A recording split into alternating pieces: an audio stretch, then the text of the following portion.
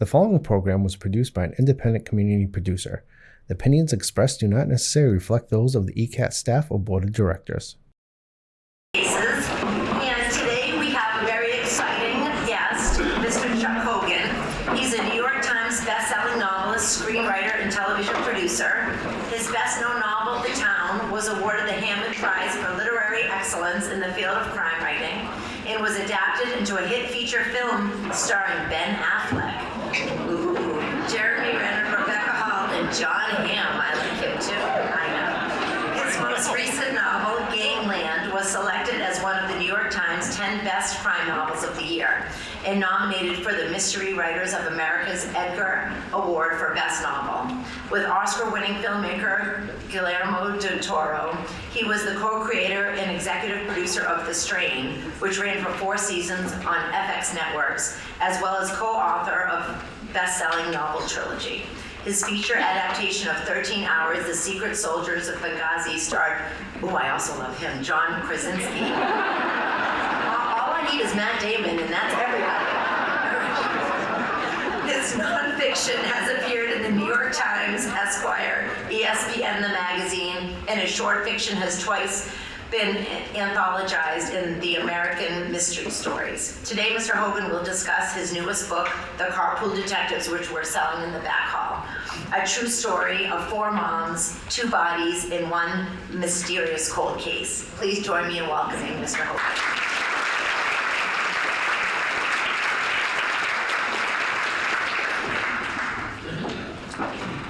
Thank you. Wow, it's quite a turnout. Thanks everyone for coming, students and everyone else. I'm going to talk a little bit about how this project came to me, because I've never written a nonfiction book before, and honestly I never planned to or was all that interested in it. But the way this came my way was, as Katie was just saying, my previous novel had been nominated for this best novel for this thing called the Edgar Awards, which is run by the Mystery Writers Association in New York. So we had it out there. I had to put on a tuxedo for the first time since COVID. But it's nice. And by the way, the book didn't win. But at the cocktail hour beforehand, I was standing outside, and my agent was there with me, and he was telling me about this pitch that he had heard that came in through his management company. And just sort of gave me a really stripped down version of it about 4 women who lived on the west side of Los Angeles who during COVID became, I'll say, obsessed with this double homicide from 15 years before, and over the course of almost 2 years wound up solving it, but not only solving it, actually exposing this broader conspiracy behind it too. And I was like, wow, that's amazing. And he said, well, here's the thing. They solved it, but the perpetrators, or some of them, are still kind of out there. It's part of the story of the book. So 2 of the women aren't even sure if they want to really cooperate with it. There's still an element of danger there. So I just sort of innocently said, well, you need someone like me who writes procedural crime, but also can be creative and can work on the facts of the original case to obscure them such that the women would feel comfortable telling their story, but also, as it turned out, this was even more important to them, to kind of protect the privacy of the family, the victim's family, excuse me, that was involved. So I realized I was talking my way into a Zoom meeting with the 4 women, but I was glad I did, because they're really 4 extraordinary people. And it was really interesting to me that they persevered. I mean, they had no law enforcement background. In fact, they had a lot of people telling them, why are you doing this? Should you be doing this? Don't do this. And they kept at it, and they pushed through, and they solved it. So I knew what they had done, and I knew how they had done it, but I didn't know why. And they didn't have a clear answer for me either. So that was really what pulled me in to deciding to tell their story. It was, I'll give you so here's the rundown. So there's 4 women, there's Marissa, and there's Samira, Nicole, and Jeannie. Marissa her kids were, I forget exactly now, I'll say they were maybe 11 and 8, something like that. Just getting to that age where she was a stay-at-home mom, and her kids were, starting to become independent. They didn't need her 24 hours a day, only like 23 and a half, so she was starting to wonder and think about what's my next act going to look like. And she always wanted to get into investigative journalism. She had left a career in finance before that, but really her passion was telling stories. So she was taking an evening class at one of the local colleges, and they were showing some B-roll footage of an old news story randomly, and talking about how you can, take these clips and put them together for broadcast on the evening news. And it was a helicopter that was lifting out this badly damaged SUV out of a ravine, and she was watching it, and she recognized the location. She had occasionally camped there. She would, like a summer camp when she was younger. She would hike there and hang out there. So that resonated, but also she was just really taken with this open-ended story. Like, how did these two people go off this ravine and die? So she came home that night, of course, Googled it, and learned that the case was never solved. And not only that, there was a lot of intrigue behind it. There were financial improprieties. So the couple disappeared. They owned a small, mid-sized business, and they disappeared over a weekend. And their children weren't informed. They had grandkids. It just didn't make any sense that they would, take off. But then, strangely, one of the couple's children, who worked with the father at their family business, closed the business at the end of the week, next week. Which, this is the missing man's life was his work. So that was really strange, and they were acting oddly too. And then it came out that the bank that was financing or funding the business sued the couple for $1 million that had gone missing. So there was, allegations of, well, maybe they had stolen this money and then taken off for Mexico and left everyone behind. And of course, the kids never believed that, but a lot of other people did. And then, theories and stories and hypotheses started swirling around. Anyway, it was about 6 weeks later that a woman was doing a water survey at the bottom of this ravine. She was, counting fish. And she noticed this wrecked car there. She took down the license plate, forgot about it, and then as she was going through her notes a few days later, she was like, oh my gosh, that's right, the car. She phoned that in, and it turned out that was the couple's car. And their bodies were actually discovered a few hundred yards above it. They'd been thrown from the vehicle as it tumbled over. And so people thought, well, okay, this was maybe a murder-suicide, maybe they'd stolen money and the husband didn't know how to get out of it and tragically drove off. But the news reports from a year later, the LA County Sheriff's Office was pretty clear that it was, in fact, double homicide. So again, versus like, how did this happen? This was never solved, and she just, kind of became obsessed with it. I'm sure the way a lot of people become obsessed with it. Karen Reed, whatever. People just, they kind of fall into a deep dark hole. But she was, she was like, why is this so interesting to me? She started reaching out to people, and she had met a friend through a mutual friend. They'd had lunch some weeks before, and this friend was also thinking about getting into journalism. So she emailed her and said, hey, I'm thinking about working on an article on this case. What do you think? And this was Jeannie. And Jeannie read it, and she's like, sounds interesting. I'd like to help you with it. And she's like, but it looks like murder-suicide to me. In the meantime, Marissa informed her, well, actually, I reached out and I cold called the retired homicide detective who was working the case, and he says no. And she's like, oh my God, wow. Around that same time, Marissa was, she was kind of co-running this school fundraiser for their kids' school. It was at a bowling alley. And there were all these stories in the news about this virus from Wuhan, China, that was kind of coming across the globe like a storm. But the schools were still open. Bowling alley is probably the last place you should be if there's an infectious disease coming. But she was there, and she was sort of just making conversation, and she started talking about this case. And two of the women there were really interested. One was Samira, who had always been a true crime junkie herself. She just was like, this is great. And Marissa was saying, if anyone has any interest and wants to help, let me know. Samira was in. Nicole was a little more interested in the family aspect of it, because it seemed like there was a lot of suspicious activity on the kids' part, that they may have had something to do with their parents' murder. So she was all in about that. But Nicole was the only one of the four who was still working, didn't have much time. It was a few weeks later where she saw Marissa again and heard her talking about this, and she said, "Oh, you're still working on this?" And that's when she when she got a lot more involved in it. And then I think it was a matter of days after this bowling alley fundraiser was when sent the kids to school. They got an email in the morning saying, "Hey, we're going to have a meeting during school, talk about what to do about this virus." We got an email at the end of the day saying, "Okay, we're going to close schools for 2 weeks." 2 weeks turned into 15 months. We all remember. It was terrible. So COVID hits, and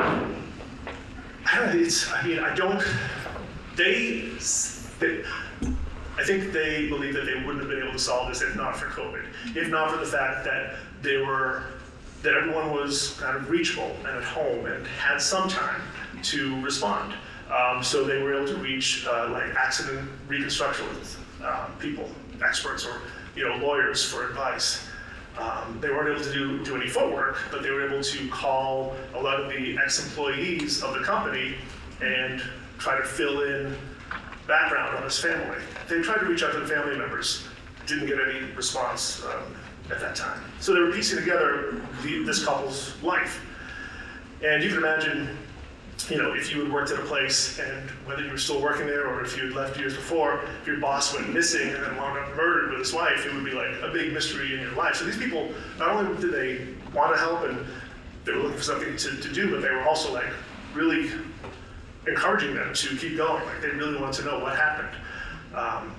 Most people described the father, the late father, their boss, in pretty glowing terms, but some people didn't. So there were a lot of contradictions to explore for them. So they wound up doing something like 50 interviews over the phone. As I said, Marissa Cole called the homicide detective, who she imagined naively would be excited to hear from her and say, "Great, yes, let me tell you exactly where we're at." Instead, it was, "How'd you get my number? Why are you calling me? Who is this?" But she sort of maintained like a texting relationship with him and kept sort of, how can I put this? She was like running different theories by him as they were developing them. And it got to a point where she sort of laid out their entire theory via text, and he sent back a light bulb emoji, and all four of them talked about how this was a huge revelation for them. Like finally, they felt like they were on the right track. He couldn't really help them. He couldn't share any privileged information with them, but he wasn't telling them to stop. He wasn't telling them, "You're wasting your time, go away." He was, without encouraging them. And they were off and running. It wasn't like every day they were investigating it. There were weeks where they were frustrated and kind of, didn't quit, but stopped doing it. Then one of them would be like, "Hey, wait a minute, what about this person?" And they would get back on it. And just kept pushing through. And the book is really, the book charts their journey from this video clip in an adult education class to when they eventually met with one of the children of the couple, who was understandably reluctant to talk to them, and they didn't know what they were walking into either. Again, they're completely, they had no experience doing this. They probably shouldn't have been doing this, but their sincerity, the fact that they were so empathetic, that they had done so much work, won this adult daughter over to the point where she actually entrusted them with some of her parents' possessions that she had kept, from which they were able to derive some clues that the police wouldn't share with them, et cetera, et cetera. A lot of things like that were really extraordinary. So I've been writing for a long time, and I couldn't believe this story. Like, there's no, there's a lot of true crime stories out there, but this is about four women who did it, right? They didn't do it for to do a podcast. They weren't Instagramming their exploits. It was all. They really became obsessed with what happened to this couple, but also really what happened to the wife, who seemed pretty much innocent, like a sort of a casualty of whatever went on at work, and that propelled them to go through and solve it. And it turned out that it wasn't an isolated murder; that there were other elements involved. I'm part of a broader conspiracy, in fact. But I don't want to spoil the ending, so. But no, as I was saying, a really extraordinary, true story. And like, there's no way I can't not write this. That's not great English, but there's no way I can't not write this. That's literally what I said to myself. It's such an extraordinary story. So, as I said at the top, I never planned to do anything with nonfiction. It really didn't interest me. But there's something about this story that also had, I don't know, this like almost a literary or a filmic quality to it, the way the story goes and the ebb and flow. I thought there'd be a little more creativity for me in terms of obscuring the crime, but that was more, it wasn't that creative, I'll put it that way. The challenge was, as I said, there were three former professionals, one current professional. They were super diligent in keeping all of their research and everything that they had uncovered, and also keeping all of their texts from 2 years of investigating. And so when I showed up to meet them in person for the first time, after Zooming, and then after we had a publisher interested, so I flew out to Santa Monica and met them for the first time, and they presented me with this 2-inch thick binder full of so much evidence, and I was like, wow, this is great. They also had all of it, as I said, all their text messages contemporaneously, but it was something on the order of like 1,000 pages of text, and you can imagine that's at times more than 20 texts per page. First I thought, great, this is great. I've got a timeline, I've got a TikTok of this, I have all this information that I can work with. A few weeks later, I was like, this is horrible. I have way too much information of this. This is going to be a nightmare. So it was a real challenge. First of all, digging through that and really working with, I'm used to doing a lot of research on my novels, but this was different. The research was there. It was more about really trying to find a path through it that made sense for telling the story. Like they had a lot of dead ends and a lot of red herrings, and there's some of them in the book, but to put them all in would just have bored people crazy. So it was really finding the story within all of their real-time texts. And the texts are actually a big part of the book. This book went through many different drafts. All books do, but I wasn't really prepared for all the work that it would take. It was a lot more work than I thought it was going to be. So this is my last nonfiction book. I hope you like it, but this is it, one and done. But no, it was fantastic. And it was really interesting. I interviewed them all when I first met them. Asked them all the same questions. I'm like, all right, great, this is good, thank you. I'm going to do a biography of them and tell the story. But it was after I'd done 4, 5, 6 drafts, and we were almost at the end of the process. I went back and re-interviewed them, and now I knew what questions to ask. I really did, and I was able to say, like, what did it feel like when this happened? Where were you when that happened? And it was interesting. That, like, for me, that's really when the book really came together, and I started feeling like it was going to be good. But they were, so really helpful and welcoming. It's not easy to open up your life, and this is not a tell-all. I'm just telling their story. But I think I know a lot of people, because they've come up to me and say, hey, my life would make a great story.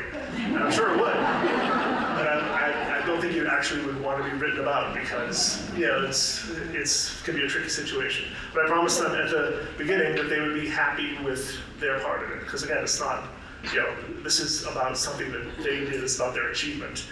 And I just wanted them, to bring them alive.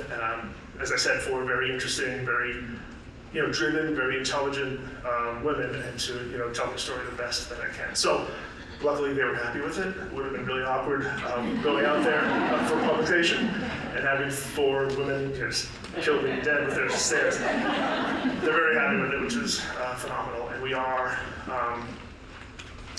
creeping towards maybe doing something for television with it. I think we're making a phenomenal show, especially with 4 very interesting women who, again, they're moms first and investigators second. 4 women trying to fit this cold case investigation into their very busy lives. I think it would be a lot of fun. And great show. So hopefully that's next. That's the background. I hope people have questions. It's always better if when I do something like this, I feel like I'm responding to what people want to hear, not me guessing what they want to hear. Yeah. Do you think that because you had four women who were... If you guys don't mind, if you raise your hand, we'll come with the microphone so everyone can hear your question. Thank you. Do you think the fact that these were four women who came forward and took the initiative to work on this case? I mean, so many of our detective or amateur detective stories are led by men. So do you think that was a big selling point with your publisher, that these women are doing this, and women are mostly the biggest readers in our society? I think so, yeah. I mean, that was sort of the initial thing that I really clicked to. As you said, like, true crime is just a really, really popular genre, but especially with women. And I'm not going to pretend that I discovered the exact reason why. I think there are a number of reasons, but that was a big part of what drew me to this. As I said, it was a really interesting story. Meeting them was what really put it over the threshold for me. But you're right. I mean, can you imagine this happening with four guys coming together and saying, "Hey, let's solve a crime"? I mean, maybe. I doubt it. It would be hard to get there. But also for me, it was great. I felt really fortunate that this story came my way, because I don't think if you were to make up a list of writers to write about four women, for moms, I probably would not be on that list. And I was really interested. I'm married to a mom, and so I've had some experience with them. But no, it was a challenge. It was a challenge just to make sure that I got it right. As I said, they were happy with it, and that was the most important thing to me. So yes, I think the fact that it's four women is probably the most interesting part of it. And then I'll say also, they were all different. They were very different. One was in a same-sex marriage. One was a black woman. One of them didn't live in their school system. As I said, the friend from somewhere else. So it wasn't just, let's say, four white moms, deciding to solve a case. They were each their own person. And yet, by the way, I should have said that. As I said, Marissa and Jeannie had met once, and the other two, they all had kids in the same grade, but they didn't know each other well. They came together in this case, and now they are such a tight unit. It's really remarkable. They really found their people, and it came together in such a complete way. And I think that's a big part of how they were able to,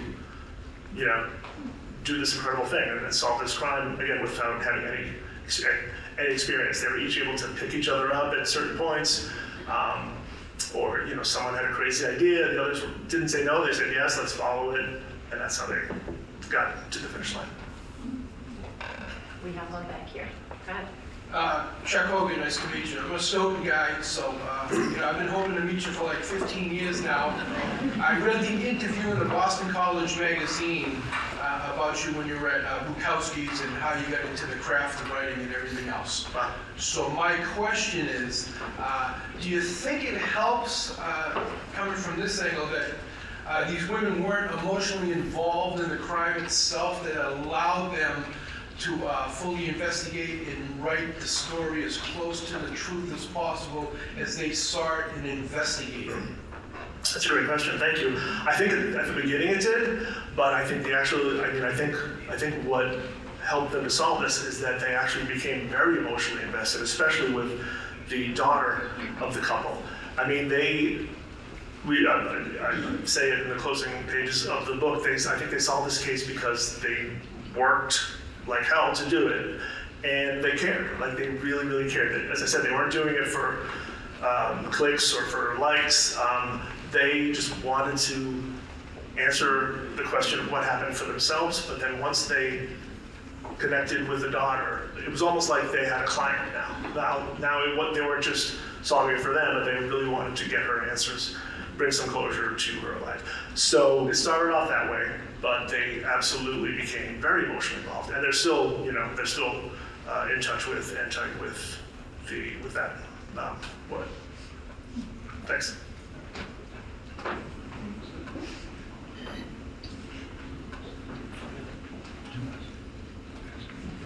Hi, do you think this is a one-off for these 4 women, or do you think their success is going to lead them on to try to solve other cases? No, so part of how they got to the end of the case was, as I said, the detective was he wasn't that helpful, but he also couldn't be that helpful because chain of custody. They were still thinking, well, if we find out who did it, we can prosecute them, and we don't want to pollute the case. So they eventually had to go over his head, and they went over his head to approach one of the assistant district attorneys in Los Angeles County, who was familiar with the case immediately, and he heard them out, he thought they were onto something, and incredibly, he reopened the case for them. So then they had a connection there, and that same ADA, assistant district attorney, they're still, involved with him, and he kind of offered them jobs in his office after everything was said and done. But again, they decided that it wasn't a job for them, that this is something that they wanted to, that is something that they cared about. But, so he actually came to them with 7 different cold cases and let them look at them. And they picked one. They picked the one, again, so there was some danger involved, which I had talked about, and they didn't like that part of it at all, nor should they. So in looking at the next case that they wanted to do, they wanted to try to do something that wouldn't involve, let's say, organized crime or something that might endanger their family. So they are currently working on a case from the 1980s. It didn't come out, but a few years ago, people started to realize that there were a bunch of Jane Doe murders. Probably transients, women who, maybe moved to the Los Angeles area who were found murdered. And a lot of them, their identities aren't even known. But they believe that a serial killer was at work, and they have been, as long as I know them, actively working on this case.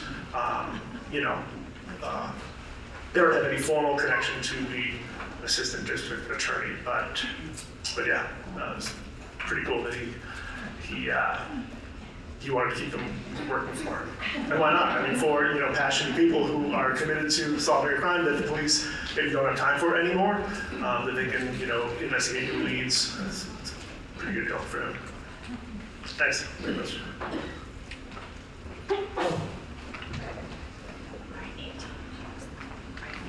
You said you wrote several drafts. I'm wondering if these women were involved in the editing process, along with your editor or with you personally. Yeah, I'm used to having one editor, maybe 2. This was more like 5, but in a good way. I mean, not every draft, not at all. But I definitely, it was really good early on to have their eyes on it. For certain reasons, at the same time, they're so close to the case that it's good to have an actual editor who wasn't that close. But no, it was helpful. I will say towards the end, as we got closer to like the copy editing stage, which is closer to publication, they definitely got a little nervous now that it was going to become real, and they just wanted to make sure every T was crossed and every I was dotted. They really wanted to be. They wanted to be as careful as possible, along with me obscuring the original crime, but that we didn't change their story, because that's the most important thing. The crime elements changed, but I was able to do that in a way that their investigation stayed the same. So we didn't have to invent anything, or there were occasions where one of them would be somewhere discovering something. They wanted to make sure that we have the right person and this and that. So. Understandably so, as I said earlier,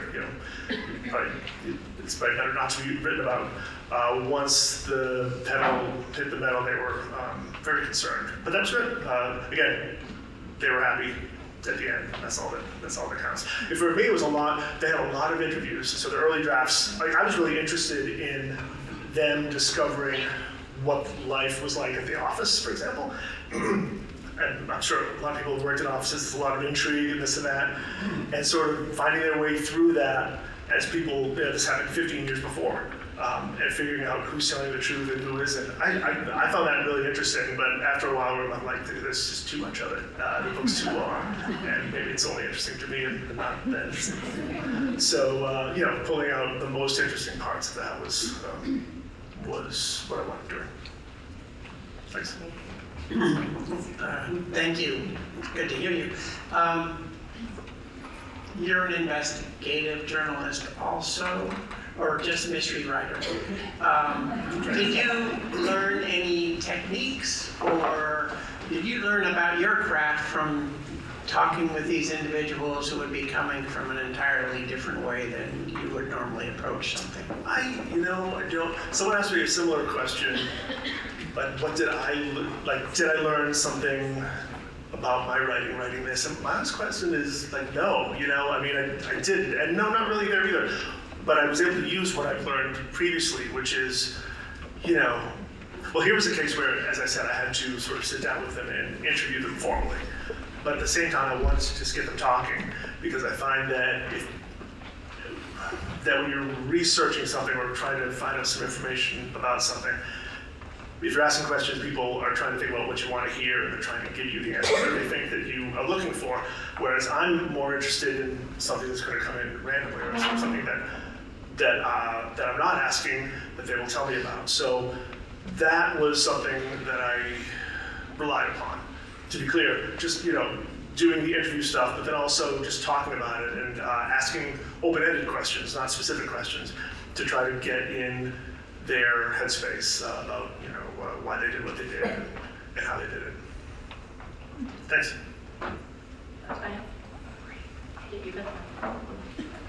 Hi, could you go back to when they started their investigation when they decided to do what they wanted to do? Can you tell us about one of the things that got them going in the right direction? I don't want the whole story, but just one step. I can't give you the whole story. So, one of the things, let me think about that. Early on. I think it was they were able to get some publicly available documents from the bank lawsuit. They were able to get a bit of a tick-tock of what went on the week before and the week after the couple disappeared. But then they were also able to find out, and I can't remember now as I'm standing here exactly how, but they found out that one of the other children had reached out to a probate lawyer to find out how, or if it would be possible for them to, there was 2 life insurance policies taken out on the couple, how they could access that before they were even found. Obviously, that's a huge red flag. So I think that was probably the first big, oh my gosh, this probably has something, the children probably had something to do with it, or at least had some knowledge of it. And that really drew them in closer. We have a student question. Hi, I am studying journalism here, and I find that one of the biggest challenges is when you have so much information is just finding ways to condense it all, and then finding what the story is. And so I guess when you said you had 1,000 pages of text messages and figuring out where the story was, what's your advice for a student like me who's trying to figure out where the story is when you have a lot of information? It's a good question. I guess it depends on the story. If you're approaching it and you have something that you think you want to say or tell, so that would be the thing to sort of keep front of mind. If on the other hand you are interested in a topic or something and trying to find out what it is, then I think it's a little harder. You have to do more, writing and sort of digging to figure out what that is. But I mean, for me, and I'm lucky because it's mostly novels, it's my story. It's what am I interested in and why am I interested in it? And if I'm going to commit the next year or 2 of my life to this, what is it about that? And it's okay not to know specifically, but at least to feel like, okay, it's something down this road or it's in this direction, and if I keep going there, I will figure it out. I hope that's helpful.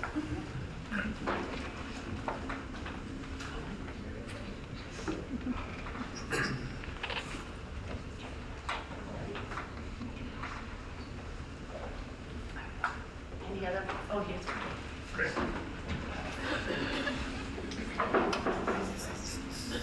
Thank you.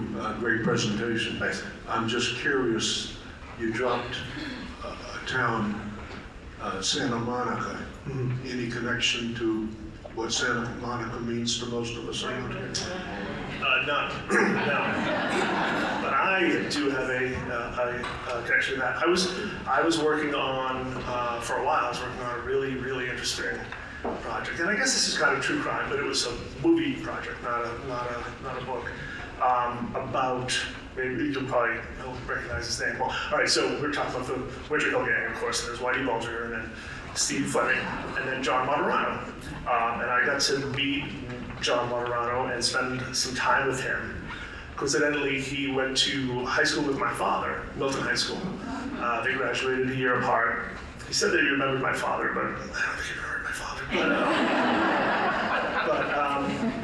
But yeah, he had done a somewhat famous interview on 60 Minutes, and the producer of the movie The Town sort of bought his life rights, and they came to me to meet with him and develop his story. And I love the project. I mean, Johnny's a really interesting guy. I'm glad I met him late in life.